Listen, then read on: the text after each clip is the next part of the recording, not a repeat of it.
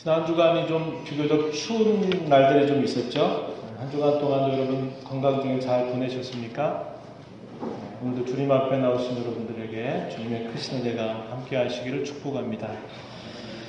11월 마지막 주일을 벌써 맞았습니다. 저와 여러분 지난 주일 추수감사절을 보내면서 한 해 동안 하나님께로부터 받은 은혜를 감사하면서 또 시간에 함께 또 찬송하는 시간들을 가졌습니다. 이제 결산의 달, 한 해를 마무리하는 마지막 달 12월의 길목에 서 있습니다. 우리 신앙인들이 맺어야 할 결실들은 항상 영적인 결실들입니다. 우리의 육적인 결실이 있고 영적인 결실이 따로 있는 게 아닙니다. 우리에게서 신앙을 따로 떼어놓을 수 없죠. 우리가 이 땅에 예수 그리스도를 모시고 살아가는 그 신앙이라고 하는 것, 죽을 때까지 우리가 떼어놓고 살아갈 수 없는 것처럼 우리가 이 땅에서 삶을 통해서 맺는 결실들은 그것이 좋은 것이든 나쁜 것이든 혹은 족하든 부족하든 그것은 항상 영적인 결실이라고 하는 것을 잊어서는 안 됩니다. 성령의 다스림을 받는 사람을 두고 영의 사람이다 이렇게 말하죠. 그래서 영의 사람이 따로 있고 육의 사람, 예수 믿는 사람들을 두고 이렇게 따로따로 구분해서 생각하지 않는다 이 말입니다. 우리가 하나님을 섬기는 신앙에서 우리가 어떤 것도 떼놓을 수 없는 것처럼 우리가 삶을 통해서 맺게 되는 어떤 결실이든지 그것은 다 영적인 것이다 라고 봐야 된다는 거죠. 하나님의 말씀을 순종하는 그런 결실들, 또 하나님의 아들의 형상을 본받는 결실들, 여러 가지 결실들이 있겠지만 그 중에서 오늘은 전도의 결실을 함께 생각해 보고자 합니다. 전도의 결실이라 그러면 몇 명이나 구원에 이르게 했느냐 보다는 얼마나 우리가 살면서 전도에 마음을 기울였느냐 하는 것이라 말할 수 있습니다. 왜냐하면 몇 명이나 구원에 이르게 했느냐 하는 것은 우리의 일이 아니고 하나님께서 하시는 일이기 때문에 그렇습니다. 오직 잘하게 하시는 이는 하나님이시다라고 하셨던 그 말씀의 내용처럼 그런 거죠. 총동원주의를 한 주 앞두고 다시 한번 전도의 결실을 생각하며 다짐하는 시간이 되기를 바랍니다. 이 일에 하나님께서 우리 모두를 선한 도구들로 써주시기를 진심으로 바랍니다. 오늘 우리가 읽은 사도행전 2장의 말씀은 신약교회가 과연 어떻게 시작되었는가 하는 것을 우리에게 잘 알려주고 있습니다. 부활하신 주님께서 승천하시기 전에 제자들과 또 많은 신자들에게 예루살렘을 떠나지 말고 아버지께서 약속하신 것을 기다리라 이렇게 당부하셨습니다. 오순절이 지나자 오순절에 이르자 마가의 다락방에 모여 기도하던 120명의 신자들에게 주께서 약속하신 대로 성령께서 강림하시면서 아주 놀라운 일들이 일어납니다. 급하고 강한 바람 같은 소리, 그 소리와 함께 불의 혀같이 갈라지면서 방언으로 하나님의 큰 일을 말하게 되는 겁니다. 때마침 명절을 세기 위해서 이렇게 흩어져 있었던 디아스포라 유대인들이 먼 순례의 여정을 마치면서 이 예루살렘에 당도하게 될 때 그들이 아주 익숙하게 살고 있는 지역의 말을 따라서 하나님의 큰 일로 말하는 것을 듣고는 깜짝 놀라게 되는 겁니다. 도대체 이게 어떻게 된 일이냐고 사람들이 놀라 당황한 겁니다. 바로 그런 상황 속에서 베드로 사도가 일어나서 그 많은 무리들을 향해서 설교하는 내용, 이게 사도행전 2장 14절부터 36절까지 길게 소개가 되고 있습니다. 베드로 사도가 무리 중에서 일어나서 성령이 이렇게 강림하시게 된 그 이유가 무엇이고 예수 그리스도께서 공생의 가운데 그분이 행하셨던 많은 일들, 그리고 마침내 그분이 죽으셨던 것들, 그리고 그분이 다시 부활하셨던 그 사실, 그리고 부활 이후에 그가 주와 그리스도가 되신 이 사실이 과연 무엇을 뜻하는지 베드로 사도가 차근차근 그들에게 설명한 겁니다. 베드로 사도는 요엘 선지자를 통해서 예언했던 그 말씀의 내용을 인용하고, 또한 다윗을 통해서 노래했던 이 메시아 시편에 있는 구절들을 인용하면서 이것이 하나님께서 이미 약속하셨고 말씀하신 바가 지금 이 현장 속에서 이렇게 실현되고 있는 것이다 하는 사실을 알려주게 됩니다.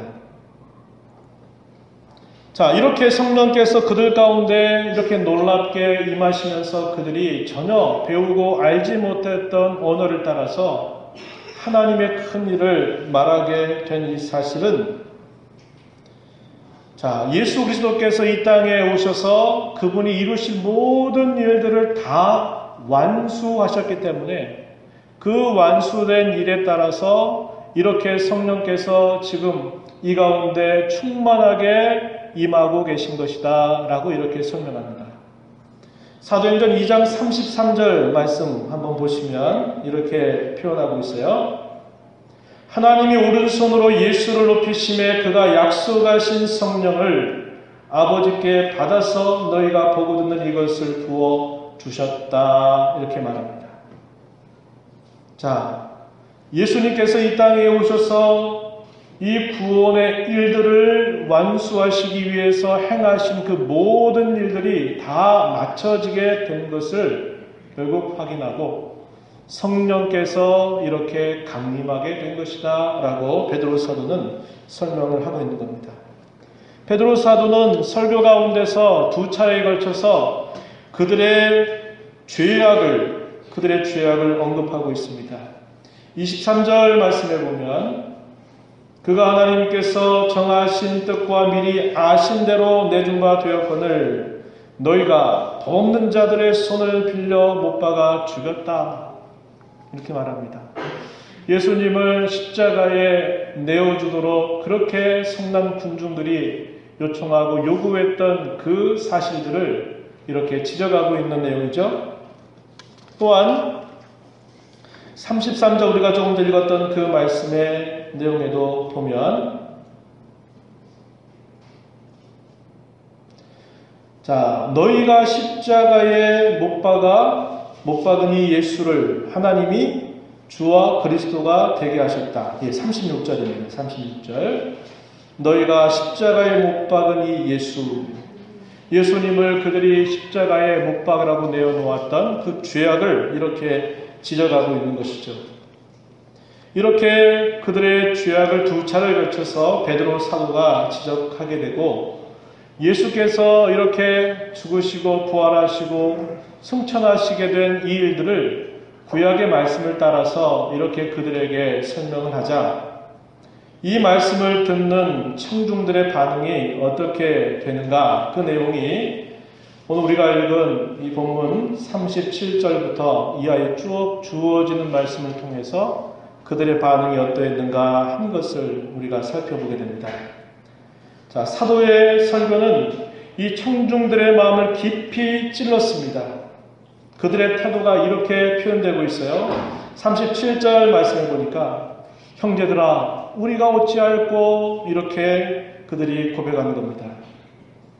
이러한 그들의 태도는 하나님을 거슬렀던 자신들의 죄에 대한 깊은 탄식과 부르짖음을 의미하는 것입니다.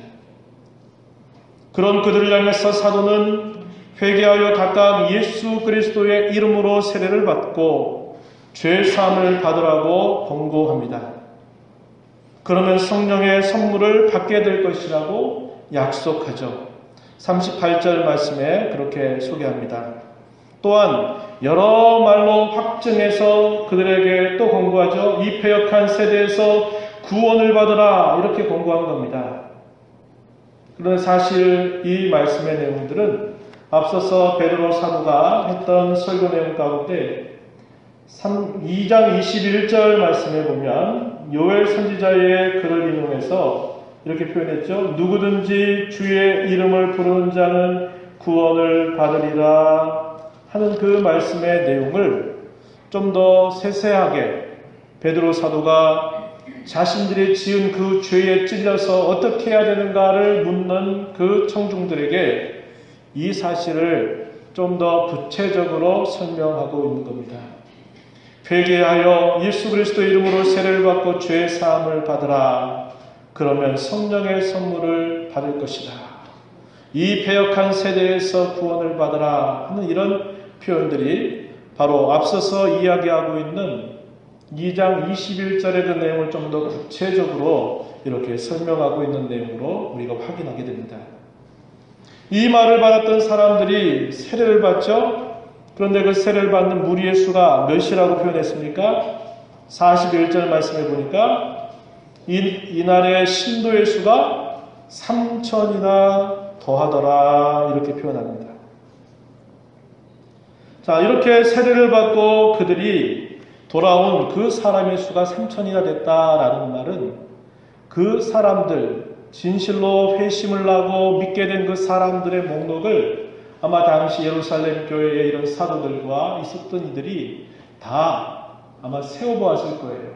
그래서 그에 대한 기록이 3천이라고 하는 걸 적어놨을 것이고, 그에 대한 기록을 후대에 누가가 이 사실들을 잘 살펴서 그때 이 세례를 받고 돌아온 사람이 3,000명이었다라고 이렇게 소개해주고 있는 것입니다. 그 위에 이렇게 이 3,000명이나 되는 이 사람들과 기존의 사도들과 또 예수 그리스도를 믿는 신자들이 그 이후에 계속적으로 한 일이 무엇입니까? 자, 그 내용이 42절에 한번 보세요. 42절에 보니까 그들이 사도의 가르침을 받아 서로 교제하고 떡을 떼며 오로지 기도하기를 힘쓰니라 이렇게 소개합니다. 자, 사도의 설교를 듣고 마음의 찔림을 받아서 어떻게 해야 되느냐고 탄식하며 부르짖었던 그 청중들을 향해서 회개하고 예수 그리스도의 이름으로 세례를 받고 죄사함을 받으라 이렇게 권했을 때 그들이 그 말을 듣고 이렇게 세례를 받고 그들이 믿는 자가 되었다 그랬는데, 그들이 믿고 나서 뭐 했어요? 사도의 가르침을 받아서 서로 교제하고 떡을 떼며 오로지 기도하기를 힘썼다라고 이렇게 알려주고 있습니다. 자, 오늘의 삶이 어제의 삶의 연속이 아니었습니다. 어제와 오늘은 전혀 다른 삶입니다. 변화된 삶이요 결단과 헌신의 삶입니다. 이것은 예나 지금이나 앞으로도 언제나 예수 그리스도를 진정으로 만난 사람들의 정상적인 삶입니다.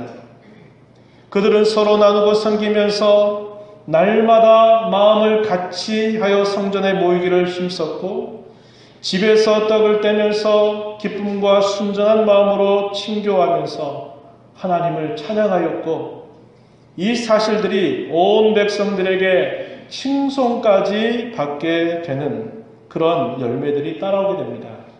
그렇게 됨으로써 주님께서는 날마다 자연스럽게 그들 가운데 믿는 무리의 수가 날마다 더해졌다, 더해주셨다라고 이렇게 기록합니다. 자, 그 내용이 계속 이어서 43절부터 47절의 내용을 보면 그러한 내용들을 소개하고 있는 거죠. 그래서 여기 47절 말씀해 보니까, 자, 주께서 구원받는 사람을 날마다 더하게 하시니라 이렇게 말합니다. 자, 구원받는 사람의 수를 날마다 더하게 하는 것은 우리 사람의 일이 아니에요. 그거는 주께서 하시는 일입니다. 아까도 말씀드린 것처럼 자라게 하시고 열매 맺게 하시는 분은 하나님이세요. 그런데 어떠한 형편 속에서 그러한 일들이 자연스럽게 따라왔느냐라고 말할 때 그들이 뭐 했다고요? 사도의 가르침을 받아서 서로 교제하고 떡을 뗐다. 이 떡을 뗐다라는 말은 개인적으로 집에서 성도들이 함께 모여서 먹었다 그런 뜻이라기보다는 그들이 주께서 그들에게 베푸신 거룩한 식탁, 성찬에 그들이 참여했다라는 것을 뜻하는 말입니다. 성찬에 참여하고 하면서 그들이 기도하기를 힘쓰는 그들의 모습 속에서 계속적으로 주님께서 믿는 자의 그 무리를 더해 주시는 일이 따라왔다라고 이렇게 소개해주고 있는 겁니다. 바로 이것이 신약교회의 처음 모습이었음을 우리에게 이 본문을 통해서 잘 알려주고 있다는 거예요. 자, 다음 주일은 우리가 충동원 주일로 우리가 함께 지키려고 합니다. 태신자들을 출산하려고 다짐하는 날이죠. 9월 첫 번째 주일 태신자를 작정했고 이제 거의 3개월이 다 되어갑니다.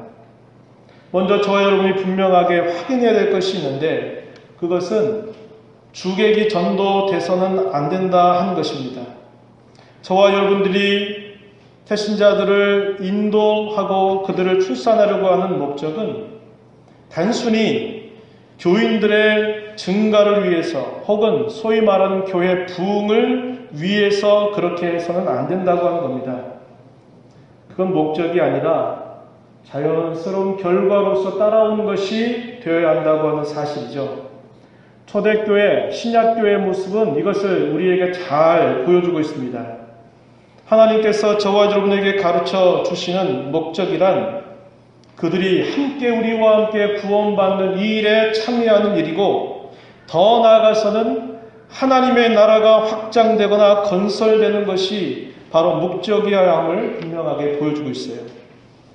이것이 잘못 설정이 되면 사람이 목적이 아니라 수단이 되고 만다라는 겁니다. 인도한 사람도 결국 이 교회라고 하는 어떤 큰 것을 이렇게 위해서 필요한 수단처럼 여겨지게 될 수 있다 이 말이죠.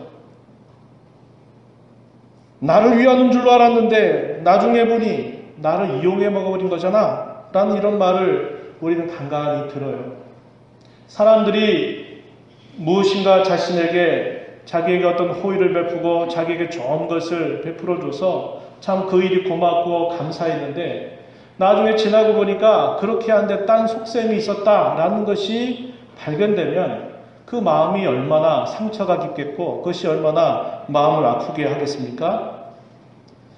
우리가 다른 사람을 주께로 인도하고 그들을 구원해 하는 일들에 우리가 애를 쓰는 것은 그 사람을 구원하는 것, 그 사람의 구원이 목적이 되어야 되고 그 사람이 이제 주님과 더불어 영원하고 즐겁고 행복한 삶을 살게 하는데 그 뜻이 있어야 된다 이 말이죠. 빈자리가 많은데 빈자리가 채워져야 된다. 교회가 어려운데 많은 신자들이 와야 된다. 이것은 뭐가 된 겁니까? 수단이 된다 이 말이죠. 이렇게 이게 바뀌어버리면 안 된다 이 말입니다. 우리가 그런 마음 가지고 그렇게 다른 사람에게 복음을 전하고 다른 사람을 주께로 인도한다고 할 때는 벌써 목적 자체가 잘못 설정된 것이다 이 말이죠. 우리가 이 사실들을 분명히 기억해야 됩니다. 우리는 한 영혼이라도 그들이 건짐을 받아서 이 구원의 이 풍성한 기쁨에 함께 동참해서 이 구원의 걸음을 생애 다하도록 다 걸어가고 일생 살고 난 영원한 세계 속에서도 그 영원한 복락을 누리게 하기 위해서 그들을 인도하는 자세를 가져야 된다 이 말입니다. 그들을 수단처럼 여기서는 안 된다는 것을 절대로 잊어서는 안 될 것입니다. 잃어버린 영혼, 죽어가는 영혼, 한 영혼이라도 건져내는 일은 절대로 우리의 능력에 달려있는 일이 아닙니다.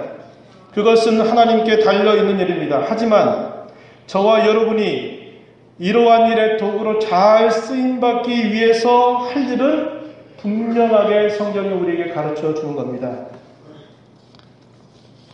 그것은 한마디로 말씀을 드리면 밖에서 전도하고 안에서 인도하는 것입니다.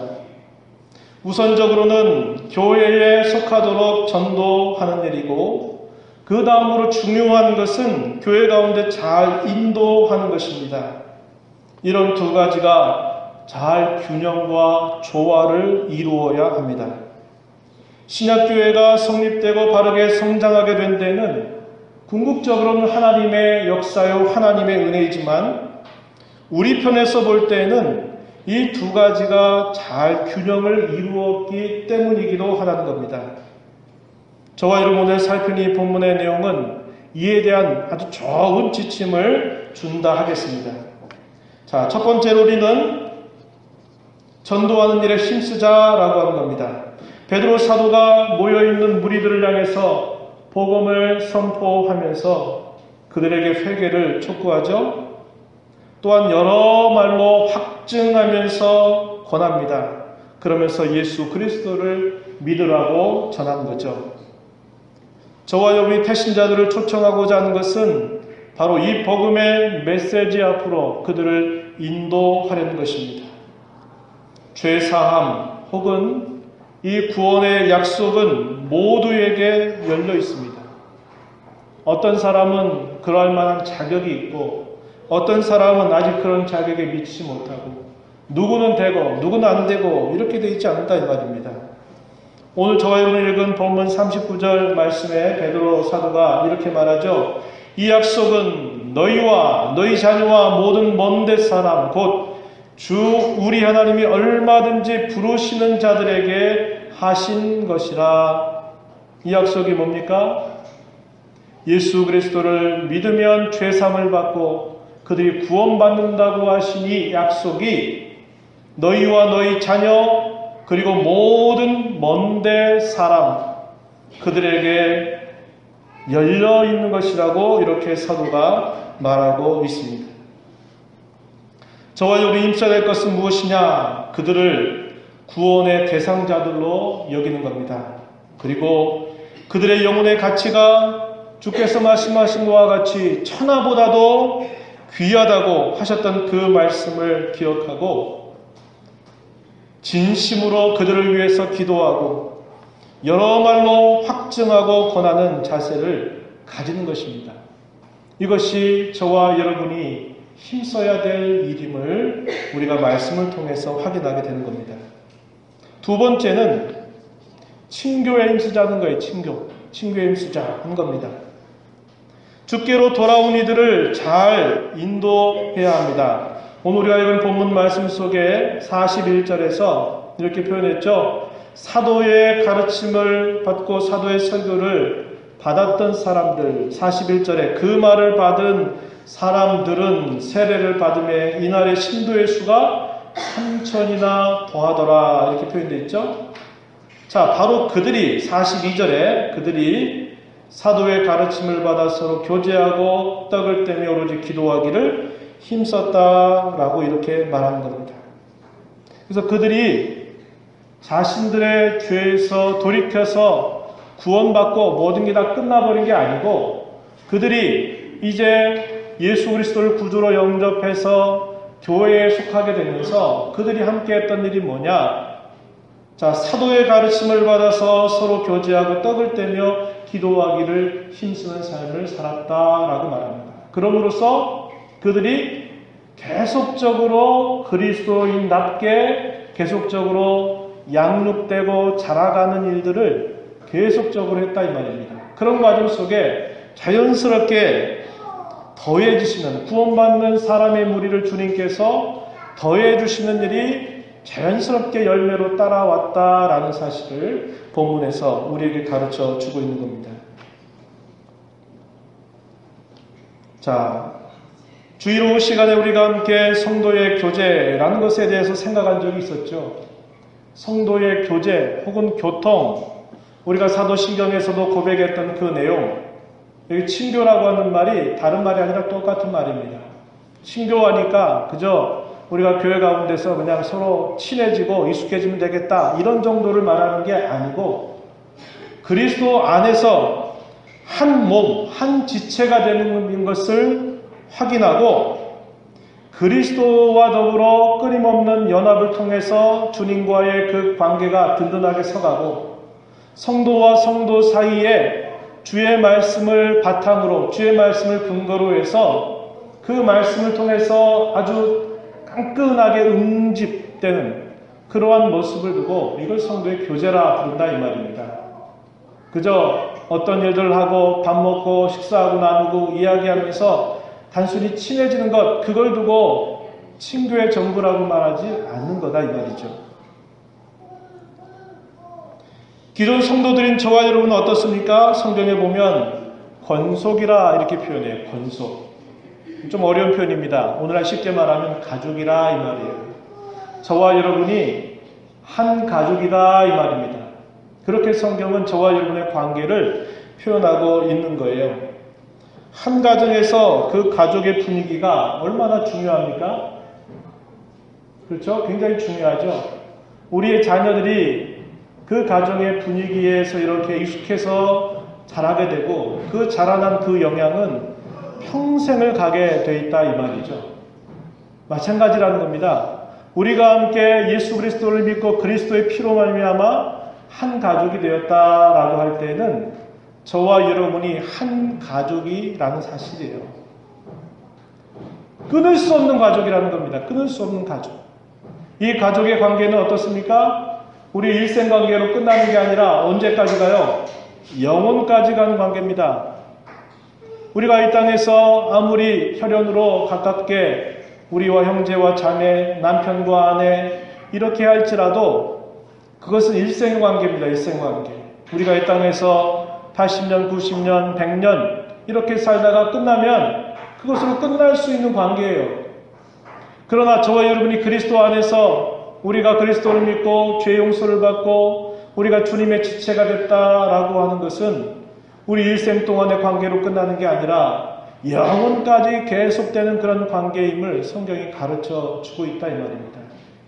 그렇기 때문에 우리는 주 안에서 진정한 가족임을 성경이 가르쳐 줘요. 그런데 그 가족의 분위기가 어떠하냐는 게 대단히 중요하다 이 말이에요. 예수님을 알기를 원해서 예수님이 누군가를 만나기 위해서 이렇게 어렵게 결심을 하고 함께 놓았는데 그 가족의 분위기가 썰렁하고 가족의 분위기가 뭔가 관계가 좋지 않고 다투고 뭐 그래 본다고 생각해 보세요. 어떻게 되겠습니까? 어우러질 수가 없는 거예요. 그럴 수가 없는 겁니다. 서로 따뜻하게 맞아주고 이해하고 용납하고 품어주는 그런 자세, 그런 모습이 우리에게 있어야 돼요. 물론 이것은 하루아침에 한순간에 되는 일이 결코 아닌 겁니다. 그렇죠?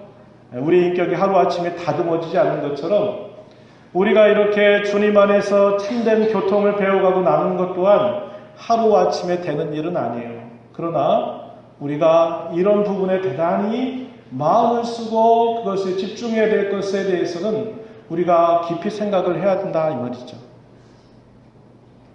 다음 주간이 인도하는 날입니다. 그렇죠? 인도하는 날인데 마음에 있잖아요. 그죠? 어쩔 때 마음의 속은 이게 진실인데 겉으로는 그냥 버럭 화를 내고 그럴 때가 있죠. 그리고 후회합니다. 그럴 때가 많아요. 저와 여러분이 그리스도 안에 한 가족이 되었고 우리가 일생관계뿐만 아니라 영원한 관계에 우리가 함께 간다는 것을 우리가 말씀을 통해서 확인한다면 우리가 모두를 향해서 마음을 열고 받아들이고 용납하고 품고 사랑하고 참아주고 인내하는 그런 관계가 대단히 중요하다는 겁니다. 그래서 여러분 특별히 우리가 다음 주간을 기억하면서 우리가 깊이 생각해야 될 것은 먼저는 이 교회 가운데 인도하는 일, 그것을 우리가 힘을 기울여야 되겠고 또 하나는 그분들이 어렵게 결단해서 용기를 내서 이곳에 왔는데 분위기가 썰렁하고 왔는지 안 왔는지 관심도 안 갖고 내가 초청하기로 한 사람이 온 사람에게만 관심을 기울이고 그렇다면 안 되겠죠? 그래서 우리의 분위기를 잘 만들어가는 일들이 필요하다 이 말입니다. 그 이야기를 오늘 본문을 통해서 함께 나누고자 하는 거예요. 물론 거듭 말씀드리지만은 그것은 단순히 한 번 그렇게 해서 금방 바뀌는 일들은 아니지만 우리가 적어도 주님 안에서 사랑받은 자로 함께 그 사랑을 나누고 그들과 더불어 함께 간다고 하는 이 분명한 사실 우리 마음에 품고 있다면 우리가 그러한 일에 대단히 주의하고 마음을 기울여야 되고 한다는 겁니다. 그래서 여러분 오늘도 마찬가지지만 항상, 그리고 다음 주 특히 더 항상 우리는 이렇게 주님 안에서 새로 만나는 그런 분들을 향해서 진심으로 환영하고 반가이 맞아주고, 또 여러 가지 우리의 마음속에 뭔가 좀 불편하고 뭔가 뜻이 안 맞다 그래도 그런 부분에 있어서 기다리고 인내하고 참아주는 그런 자세를 잘 가짐으로써 그들이 이렇게 높은 교회의 이 벽을 허물고 이곳에 왔을 때 낯설지 않게, 어렵지 않게 우리들이 반가이 그들을 맞아주고 그들의 필요한 것들을 살펴주고 그런 자세를 우리가 가져야 되겠다 하는 것입니다. 이것은 다음 주만에 국한되는 그런 표현이 아니고 우리의 교회가 주께서 기뻐하시는 교회로 건강하게 자라가려고 한다면 우리가 늘 힘써야 될 두 부분임을 우리가 분명히 알게 되는 것입니다.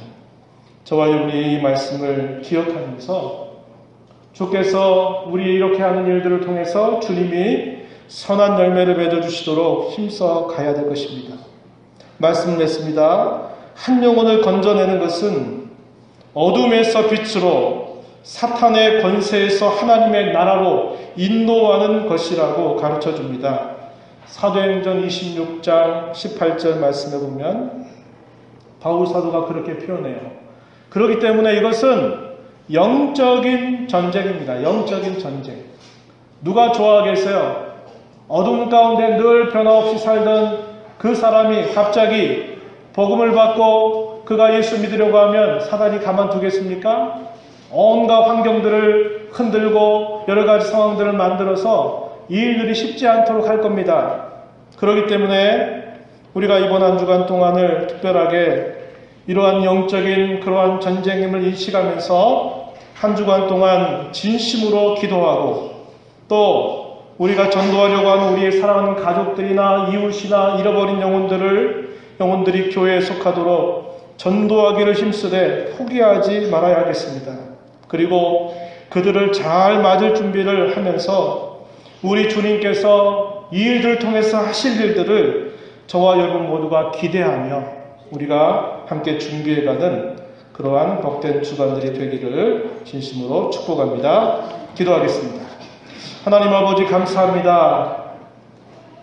주께서 저희들에게 주셨던 말씀처럼 전도하는 일들을 힘쓰고 또 안으로 인도하는 일들을 힘써갈 것, 주님이 저희들에게 요구하신 본분임을 기억하고 이 생명의 복음 안에 저희들이 사는 것이 얼마나 값지고 귀중한 것을 깨닫고 우리의 사랑하는 가족들과 이웃들과 또 잃어버린 모든 이들이 이번 기회를 통해서 주께 나와서 이 영원한 생명의 길을 함께 걸어갈 수 있는 귀한 기회로 저희들을 사용하시며 인도하여 주시기를 원하옵고 바라옵나이다. 그리하여 하나님께 영광이 되게 하시고 또 구원의 기쁨과 즐거움이 모두에게 충만한 복된 시간이 되도록 주님 인도하여 주시옵소서. 영적인 전쟁임을 기억하면서 한 주간 동안 근신하며 기도하며 또 저들을 위해서 간절한 마음으로 또 힘써가는 저희 모두가 되게 하셔서 주께서 저희를 통하여서 행하실 일들이 풍성하게 드러나는 귀한 시간 되도록 인도하여 주옵소서. 예수님 이름으로 기도하옵나이다. 아멘.